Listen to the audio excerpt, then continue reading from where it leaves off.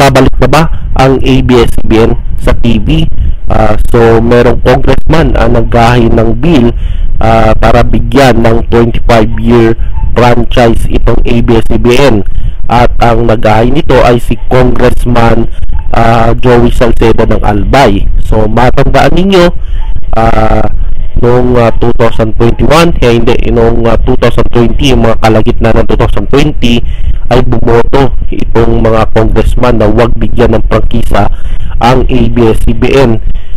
Sa botong 70 ang tumutol, 11 ang pumabor na bigyan ng prangkisa ang ABS-CBN, bigyan ng tsansa, isa nag-abstain, at isang congressman ang hindi bumoto. So yan yung nangyari sa ABS-CBN noong 2020. Kaya until now, wala pa rin tayo nakikita, napapanood na ABS-CBN sa television. So far, sa ngayon, ang ABS-CBN ay nagpo-focus na lang dito sa streaming at sa pakikipag-collaborate sa iba't ibang TV networks.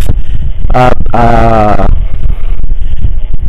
sa ngayon wala pang plano, wala sa plano ng ABS-CBN ang mag-appeal, na bigyan sila ng another franchise renewal, at itong congressman na lang ang gumagalaw, para bigyan ng chance itong ABS-CBN na makabalik sa television, kasi marami ng mga viewers ang lalo may mga kapamilyas na naghihintay sa pagbabalik ng ABS-CBN. So para sa akin, sana makabalik na itong ABS-CBN, kasi sa ngayon itong ABS-CBN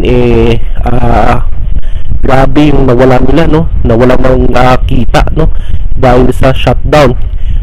Sa ngayon ito na yung ito para sa akin ito na sana bumalik sila para makabawi naman sa nawala nila nung nag-shutdown sila noong 2020. At maraming mga Pilipino ang makikinabang dito, kapag bumalik itong ABS-CBN. Mabigyan sila ng trabaho at yung mga artist, at marami silang mga madidiscover na artist. Kaya hopefully this BBM administration ay sana ay may balik na itong prangkisa ng ABS-CBN. So yan yung hinihintay ng mga kapamilya.